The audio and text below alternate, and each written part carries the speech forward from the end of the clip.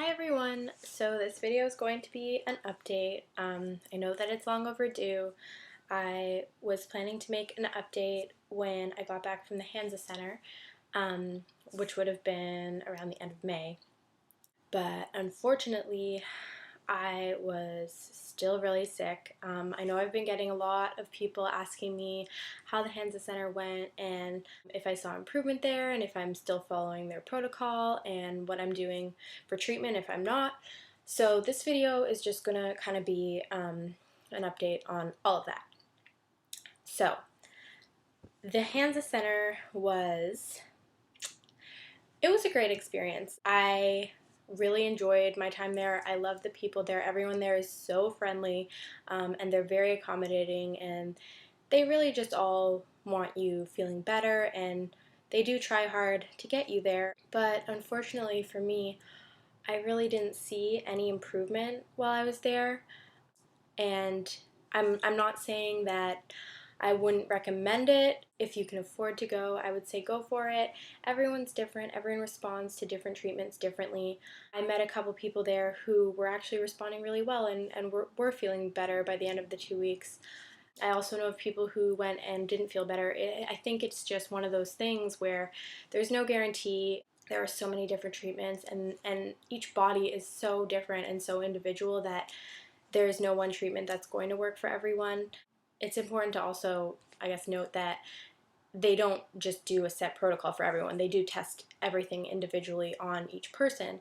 Um, and I guess even though everything was, custom for me, I wasn't improving. I stuck with their protocol for, I think, 2 or 3 months, 3 months maybe.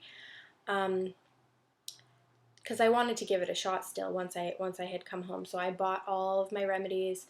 They were all custom made. I got enough for the 3 month period, and I did that. And I still really wasn't seeing improvement. And then at the end of June, around my birthday, I got like sicker than I was, kind of thing. I was really, really, really exhausted. I was basically bedridden, and I was more nauseous and just I felt horrible. And I ended up in the ER, and I found out that I had mono. So that was fun. Now, I don't know if mono is kind of like one of my underlying infections. The thing about Lyme is that a lot of the times it can mimic other illnesses in the sense that these viruses that most people just get and then either display symptoms for a short period of time, or they get it and they don't display symptoms and it's just in their body, but it's just sitting there. Those kind of viruses can wreak havoc on Lyme patients, and so I don't really know if it was really unlucky timing and I caught mono, and that was the first time it was ever in my body, or if it's been in my body for a while because I came in contact with it years ago, and my immune system was really down at that time, and I started to display the symptoms of it.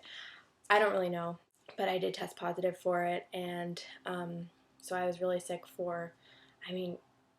I was already really sick, but I was sicker for a few weeks, and then I kind of went back to my regular really sick and still not doing well at all. Like when I say really sick, I mean I I couldn't even go to the grocery store most days. Like I couldn't even drive myself the 5-10 minutes to the grocery store and spend 10 minutes at the grocery store and go home. Like that was too much. I have a lot of memories of days where I would get to the grocery store and sit in my car for a few minutes and just kind of like have to coach myself out of the car and tell myself, you can go in, you're just going to go in for 10 minutes, you're going to get what you need and come out and everything will be fine. And then I'd be standing in line and I'd literally consider dropping my cart or dropping my basket and like running out of the store because I was afraid I was going to pass out in line. So it was really bad, like really, really bad. The worst that I've been since I first got sick. I've never been this sick for this long. So anyway, back to my treatment. When the Hansa stuff finished, I had gone to a practitioner in New York not right before, a few weeks before I went to Hansa, and she had given me all of this stuff to take, but since I was going to Hansa, I didn't really start a lot of it because I wanted to, separate them and give Hansa a fair try first, obviously, because I really had a ton of hope in the Hansa Center and feeling better from that. So I hadn't started a lot of her stuff yet. So starting in, I guess it was July, end of July, once I had kind of started getting over the mono a bit, I started incorporating some of that. And I also went to Virginia and saw a practitioner there. And this practitioner uses a type of testing called the Asira, and it's a machine that you hold in your hands. Like there's two like metal pole things, and you hold them, and it picks up on what comes up in your body. And for me, it was pretty accurate. It came up with Lyme, and it came up with babesia and co-infections. And I mean, I didn't even tell her that I had mono, or I was getting over mono at the time, but that came up too. And food intolerances that I know I have, like gluten came up, and dairy and soy, which are all things that my body, I get physical symptoms, so I know that those are real. So after I did the testing with her, she gave me a bunch of things to take too. Her protocol is more about building the body up rather than killing off things. So I'm kind of doing both right now, because I'm doing my stuff for my New York practitioner, and she gave me a lot of stuff that is for things like parasites and the Lyme and the co-infections that are supposed to kill them off and support your immune system so that your immune system will help kill them off.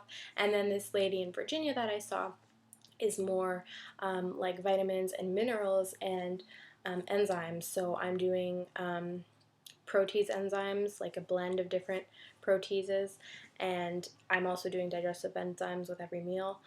And then I'm also doing angstrom silver, which is kind of like colloidal silver, but it's like a smaller particle, so it's I guess safer, and also it's stronger because it, I guess, can cover more surface area. I don't really know. I don't know the scientifics of it, but so I'm doing that stuff too. So I'm kind of combining both of those protocols right now. As far as how I've been feeling, the past 2 weeks, about 2 weeks, I've been seeing small improvements, and it's really hard for me to say if it's what I'm taking or if it's just improvements that I'm having as a fluke, because even though I've been so sick the past 7 months, I've had like ups and downs where I'll be really bad and not be able to get out of bed for a couple weeks, and then I'll kind of be able to go to the grocery store and do some things some days. And I mean, I can't go out, go out with friends for hours or anything like that, but just little things like small, like 10-minute walk, or go to the grocery store, things like that. In the past 2 weeks, most days I've been able to do that kind of stuff again. And it's been amazing. Like, it's been amazing just getting that tiny bit of my life back. I'm hesitant to say that I'm improving, I guess, because it is a very small improvement. Like, it's not a miracle. It's not anything crazy. But I feel like I'm going in the right direction, and I'm going to continue on with these two separate practitioners and see what happens. I'm also using a frequency machine. It's called the PFG2Z, and I've been using that for a little over a month, and I use it every day. It has different settings programmed into it, like different programs that you can use for Lyme and for co-infections, and then like things like candida and viruses and organ support and brain healing and things like that. So I've been doing that too. I'll put a link to the website for that particular machine if you guys are interested in learning more about it. So yeah, I'm feeling a tiny bit better. I'd say 5% improvement over the past 2 weeks. I wanted to kind of wait to make a video until I was at least feeling a tiny bit of improvement. I didn't really want to make a video saying absolutely nothing's changed in the past 6 months and I have nothing new for you. But I'm hoping that the improvement continues and that I'm on the right track in treatment and that these things are going to work for me. because it's been very difficult. It's been a nightmare. Like I can't even put it into words. I mean, I'm used to being sick. I'm used to being sick every day. Um, and I think that over the years, I really did learn how to adapt and deal with it. I could never work full time. I couldn't even really work part time. I could never go to school normally. And I couldn't just, get up and go on a trip or do anything strenuous. I couldn't go hiking or backpacking or whatever. Um, but I kind of learned to adapt and to make the most of everything as best that I could. But then in January, when this happened, where I got so much sicker, I feel like I almost had to relearn how to be sick, but like in a more intense way. Like it wasn't just, oh, you can't go out with your friends tonight. It was like, oh, you can't even make it to the grocery store. You can't even make your own meals. And it's been just so hard. I don't think that it's possible for anyone to ever really grasp it, I guess, until you live it. Because even before, when I was really sick, I'd have these flares once in a while. Like over the years, I'd have a flare for a week or a flare for 2 weeks or a flare for a few days, and it would be horrible. But then I would come out of it and I would have, a bit of life back where I could kind of do things, go shopping for an hour or go to the store or go out with friends. And I would hear about other people because I have a lot of friends that are chronically sick, and I would hear about them sometimes being in like these really bad flares. And I don't think I even grasped it then, hearing about it, because it's just, even though I knew what it was like to be sick and I knew what it was like to feel, so horrible, you just, you can't know until you live it what it truly entails. And I would not wish this on my worst enemy. I really, really would not. No human, no life deserves to suffer like this. It's just not fair, really. Um, but I'm hoping that things are going to start looking up for me now. I am on a waiting list to see a LLMD in New York if all of this stuff, this natural stuff, doesn't end up working. I will end up trying the antibiotics, but so far I haven't, just because I really don't see that as being the answer to late stage Lyme. That's not to say, like, if my mom or someone got a tick bite today and developed a rash, I would say get the antibiotics right now, be on them for a few months, and get better, kind of thing. I do think that they're effective when you use them right away, but it doesn't seem like it's the answer for someone like me who's been sick for 9 years, 10 years now. So I'm trying to steer clear of that, and I'll be really happy if I can. But yeah, that is my update. I'm sorry it took me so long to make this. Hopefully I'll have another one soon, but I know I'm very unreliable in that department. I hope you guys are all having a great day today. Bye.